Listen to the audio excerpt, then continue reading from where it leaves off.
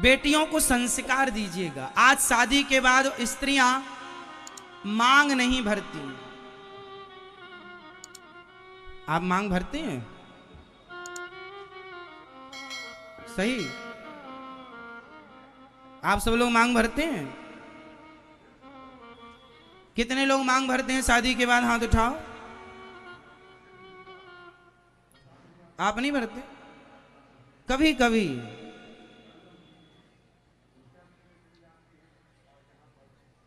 मांग हमें कभी कभी भरनी चाहिए।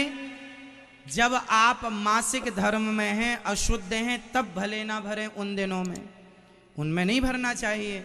बाकी समय हमें हो सके तो मांग भर के रखना चाहिए। आप रोज नहीं, ठीक है, जब आप श्रृंगार करें अपना तो मांग दिखनी चाहिए। आजकल शादी के बाद भी ना तो मांग भरती हैं कुछ महिलाएं, मांग भरेंगी तो जरा सा किसी को दिख ना जाए। छिपाना है। क्यों छिपाना है? ये चोरी है क्या? आपने कोई जुल्म किया है, कोई पाप किया है? शादी करके कोई पाप कर लिया, छिपा रहे हैं, नहीं कोई देख ना ले कि हम शादीशुदा है। माता सीता लंबी मांग भर रही थी। हनुमान जी ने कहा, ये क्या है मां? बेटा, तुम्हारे भगवान की लंबी आयु के लिए ये नारी का श्रृंगार है, इसलिए मैं पूरा श्रृंगार कर रही हूं अपने पति देव की लंबी आयु के लिए। तो हनुमान जी ने कहा, इतना सा सिंदूर लगाने से राम जी की आयु लंबी होगी तो मैं पूरे शरीर में सिंदूर लगाऊंगा। तब से हनुमान जी को सिंदूर पूरे शरीर में चढ़ाया जाता है।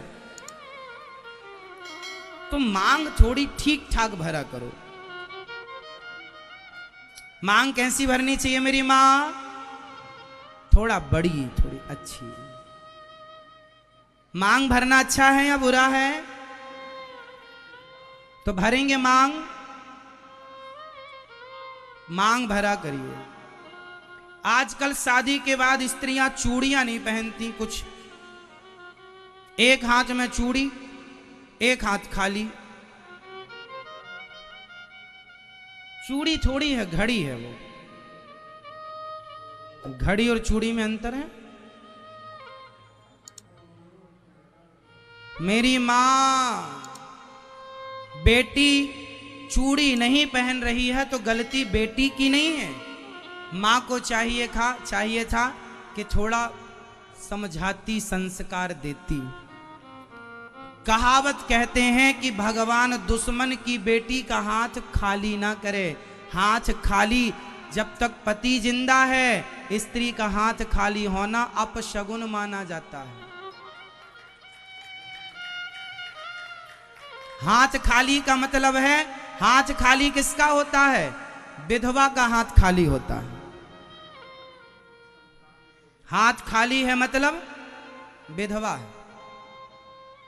सौभाग्यवती नारी हाथ खाली करके रखे।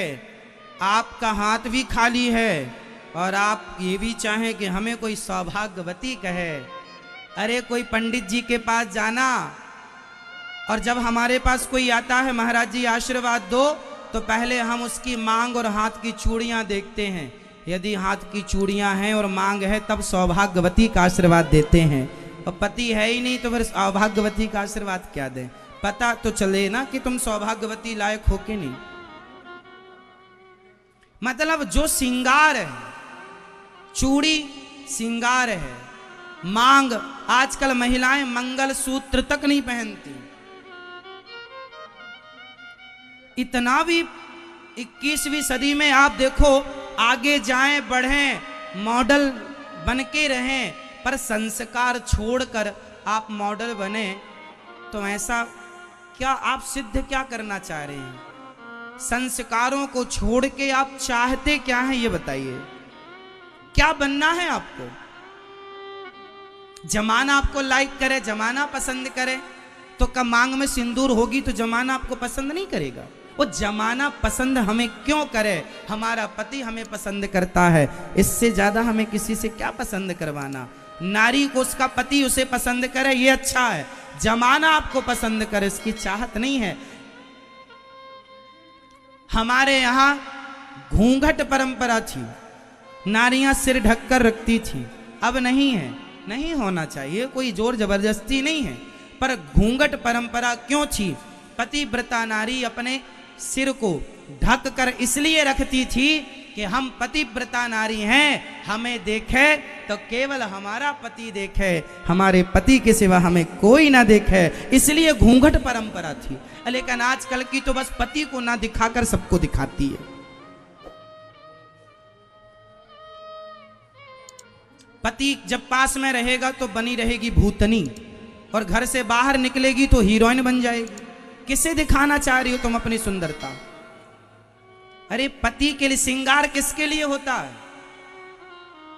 बताओ, श्रृंगार नारी किसके लिए करती है? पड़ोसी के लिए या पति के लिए? पड़ोसी के लिए। ऐसा आप कह रहे हैं? आपके लिए नहीं करती आपकी श्रीमती जी श्रृंगार?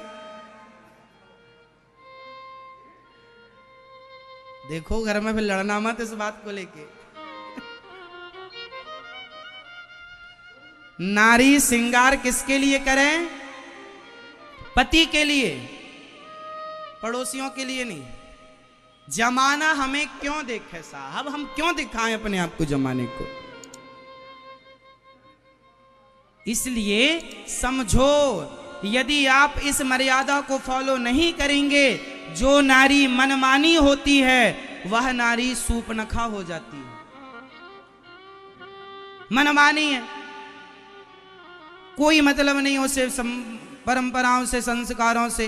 जहां मन जाए, जिस जो भी पुरुष मिल जाए उसी को आई लव यू कह दे। वो सूपनखा ऐसी तो थी, राम जी के पास गई, तुम बहुत सुंदर हो, शादी कर लो।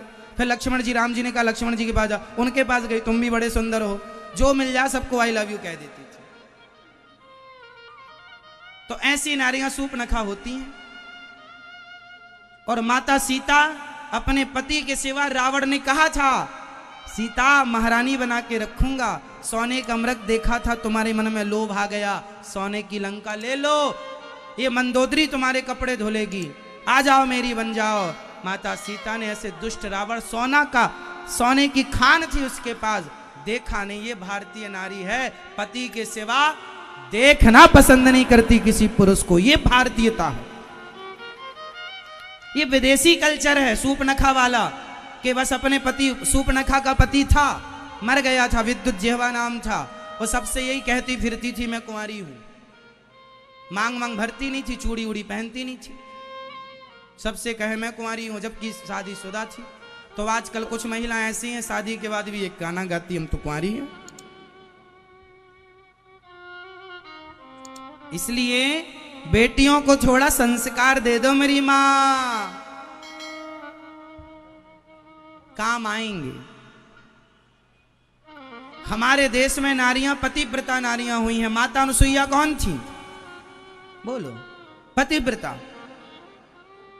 हमारे यहां सूपनखा जैसी नारियां, ये लंका की महिला थी, भारतीय नहीं थी।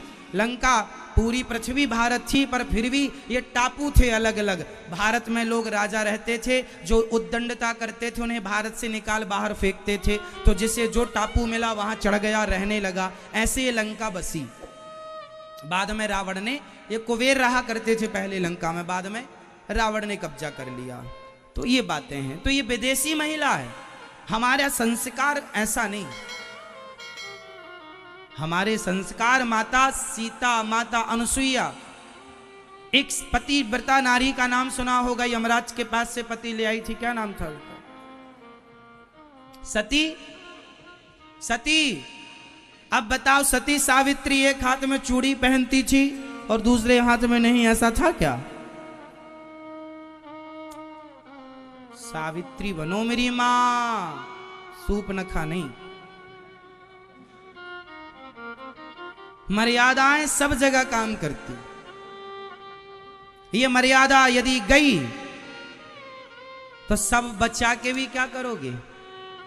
संस्कार चले गए, हमारे संस्कार चले गए और सब रह गया, तो सब रखकर संस्कार गवाकर हम करेंगे क्या? हमारी पहचान हमसे नहीं है, हमारी पहचान हमारे संस्कारों से है।